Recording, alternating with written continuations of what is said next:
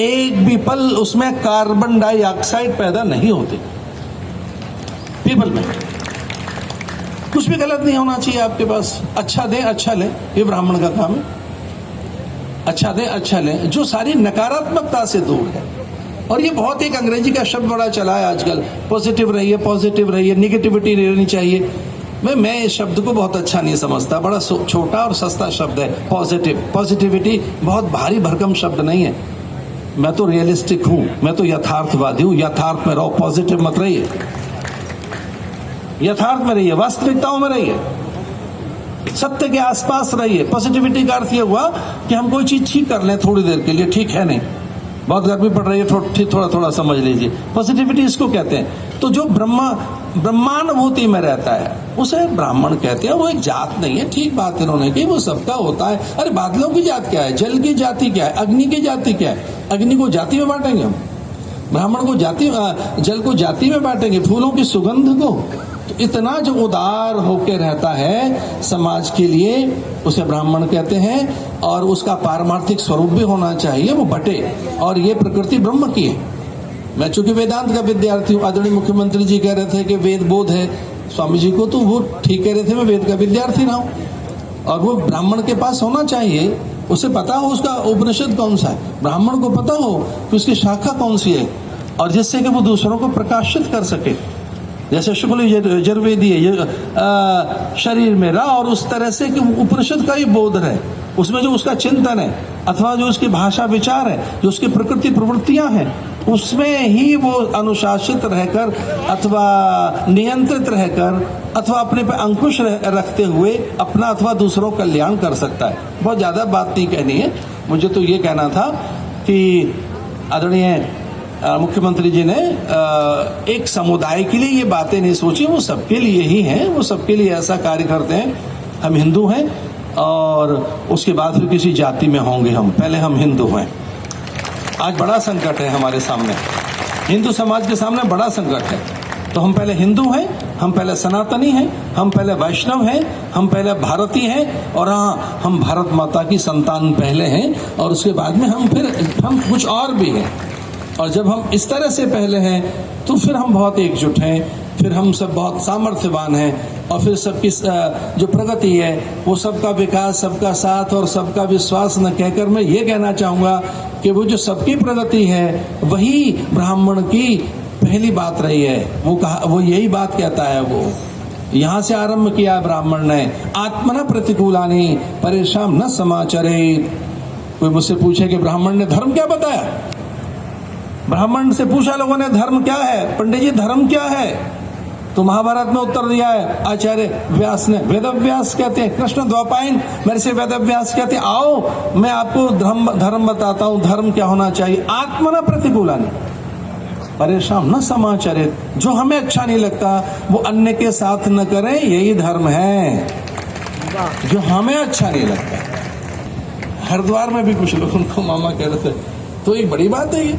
तो ये मैं ये कहना चाहता हूँ, संबंध बनाकर प्रजा के साथ, अपनों के साथ, परिजनों के साथ। और ये ब्राह्मण का संबंध कोई होता है तो वो भी बता देना चाहता हूँ, यजमान का संबंध होता है। इसका अर्थ है वो यजमान के हित के लिए अपने प्राण तक दे सकता है, वो लोक कल्याण के लिए। और ऐसा किया है दधीच ने, अस्थियां दी है, ऐसा किया है दधीच ने, उसने अपनी अस्थियां दी है, किया है ऐसा किया है परशुराम ने। उसे पता कि सारी व्यवस्था मुझे ठीक करनी थी, तो एक बार नहीं, उस भ्रष्ट व्यवस्था को उन्होंने 21 बार ठीक किया। उस समय की कुरीतियों को, उस समय के कुशासन को, उस समय की भ्रष्ट व्यवस्था को, उस समय के आतताई उन्मादियों को, अथवा उस समय के उन लोगों को जो अति भंडारण कर रहे थे, उत्खनन कर रहे थे, अथवा जो अपने हित में संपूर्ण धरा के वैभव को धरती में गाड़ रहे थे, तो उन्होंने उन आतताइयों को नियंत्रित किया। और एक बार नहीं 21 बार, और एक बार नहीं 21 बार धरती भी दान में दी उस परशुराम ने।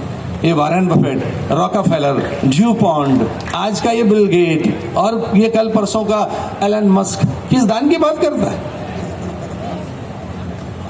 मैं इनका आदर करता हूँ, ये बहुत आदरणीय हो सकता है एलन मस्क, मैं सच में उसका आदर करता हूँ, क्योंकि सूचना की तकनीक और संचार की क्रांति के प्रति उसकी संवेदनशीलता प्रशंसनीय है। वॉरेन बफेट की, ड्यू पॉन्ड की, रॉकफेलर की, बिल गेट के।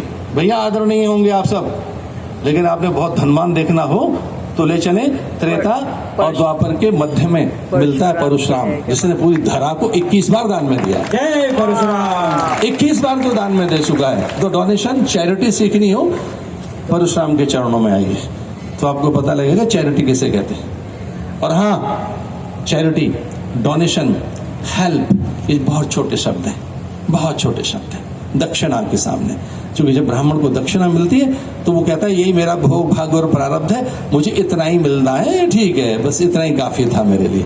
जो इतने में ही संतोष कर लेता है। यार बद्धो बरी राजा दानवेंद्रो महाबला तेरे त्वां प्रति बदनामी रक्षे माँ चला कहकर जब वो यजमान के हाथ पर जब रक्षा सूत्र बांधता है अथवा कलेवा, तो वो व्रत लेता है और वर्ण करता है कि तेरे हित के लिए मैं अग्नि का आह्वान करूंगा अथवा यज्ञ संधान करूंगा अथवा उपासना अर्चना करूंगा। तो ये मेरा कोई कॉन्ट्रैक्ट नहीं है, जो तेरे मन में आए वो दे देना मुझे।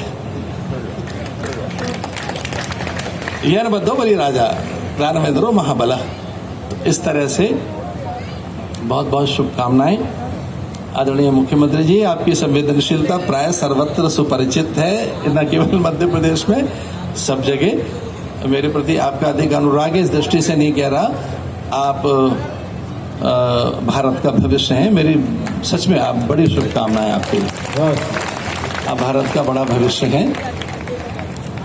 मंचस्थ अनेक विभूतियां ऐसी बैठी हैं जिनके मैं नाम नहीं ले सका, पर हाँ, एक बार मैं आया था गुफा मंदिर में, ये मेरा दूसरी बार आगमन हुआ है आदरणीय चंद्रमा दास जी के समय, तो तब और प्रकार का एक यहाँ उत्साह था। आज एक भव्य उत्सव है। बहुत बहुत शुभकामनाएं यहाँ के शासन प्रशासन को। आलोक जी, आपने ठीक ढंग से अपनी बातें कही, और बार बार जब आप कुर्ता उठा रहे थे तो सच में लग रहा था कि आप में वो ब्राह्मण नहीं बल्कि एक सामाजिक कार्यकर्ता शासक को प्रेरित कर रहा है। तो और आपके लिए भी बहुत शुभकामनाएं। जाति के साथ हम एक दूसरे को न जोड़ें, जातियां हमारी निधि हैं। ये बात ध्यान से सुननी है। मेरे वक्तव्य की अंतिम पंक्तियां जरा ध्यान से सुनना। जातियां हमारी निधि हैं, जातियां हमारा सौंदर्य हैं, जातियां हमारी संपदा हैं, जातियों से हमारे सामाजिक सरोकार हैं। और ये जातियों में हम न बटे होते तो कब के फिरंगी और आतताई हमें नष्ट करके चले गए होते, न जाने कितने लोग। तो जातियों का सौंदर्य ही है ऐसा जो हम बचे रहे, समुदायों में हम बचे रहे। एक साहस के साथ बात कह रहा हूँ, और चूंकि सब में परमात्मा